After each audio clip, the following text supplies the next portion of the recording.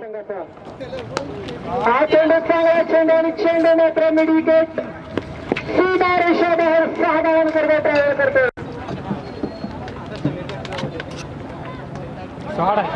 प्रसाद पाटीलच्या फळीमधून चेंडू मात्र ट्रॅव्हल करतो. फाईन लेग सीमा रेषेबाहेर 4 धावांकरता.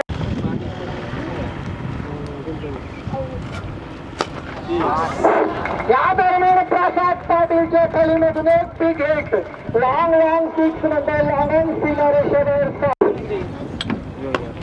या दरम्यान प्रसाद पाटील फुलटॉस प्रकारचा चेंडू मात्र प्रसाद पाटील एक धाव पडून काढली होती.